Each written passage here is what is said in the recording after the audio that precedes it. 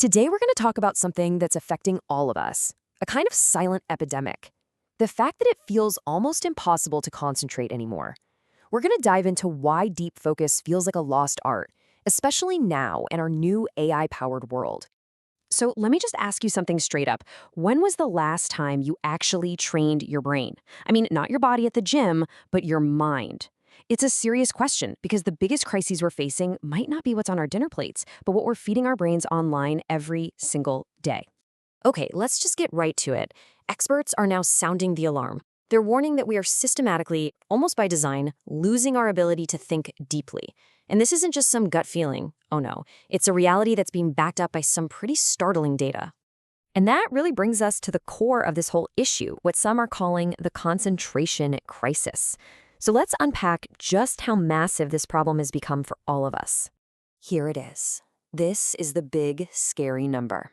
The research shows that our attention spans today are just 1/3 of what they were back in 2004. Just let that sink in for a second. We have 1/3 of the focus we used to. I mean, just look at this chart. It paints a pretty bleak picture of that decline over the last couple of decades. But look really closely. See that huge nosedive? That happens right around 2012. And you know, it's probably no coincidence that that's the exact moment when smartphones basically took over the entire world. So, how on earth did we even get here? Well, that leads us right into our next section, which really gets into this fascinating and kind of troubling trade-off we've made. Faster thumbs, slower thinking. This timeline really lays it all out, nice and clear. So in 2004, you've got our baseline attention span. Then boom, 2012, smartphones go global. Now fast forward to 2023, and get this. There's been a 9 percentage point jump in adults with low literacy skills in just a few short years. I mean, that's a connection that is really, really hard to ignore. So what's really happening here under the hood? Well, there's a name for it. It's called cognitive offloading.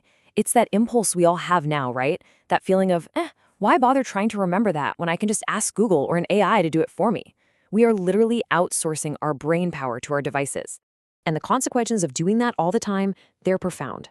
This constant cognitive offloading, mixed with having fewer face-to-face interactions, is leaving us with weaker memories, really poor focus, and you guessed it, pretty shaky critical thinking skills. To put it simply, our thumbs are getting way faster, but our minds, they're getting slower.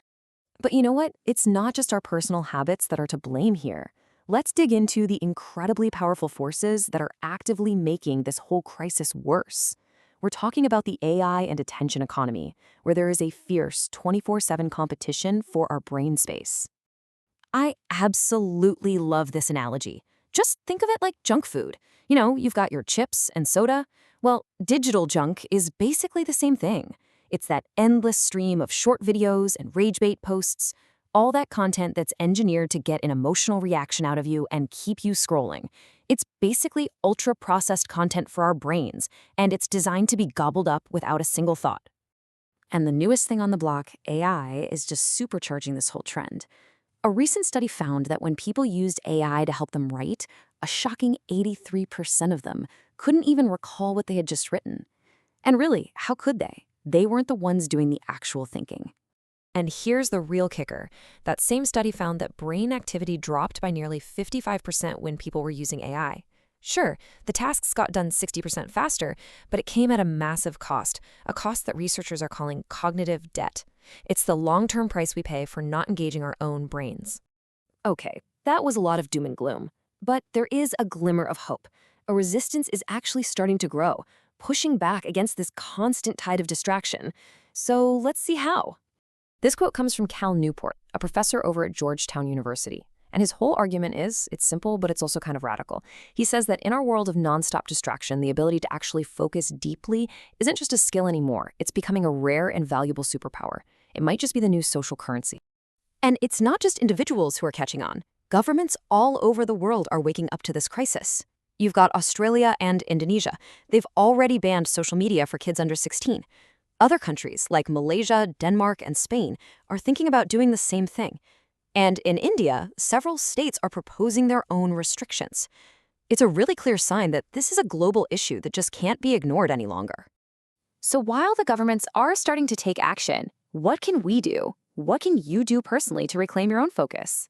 Well, that brings us to our final section, a personal brain workout to help you build back that mental muscle. The key here is to start treating your brain just like a muscle. Your daily reps, things like reading actual books and learning new skills. Your cardio, aerobics. Getting the blood flowing gets the ideas flowing. And of course, you need the right fuel from a healthy diet. The whole point is to complement physical challenges with cognitive ones to keep you sharp.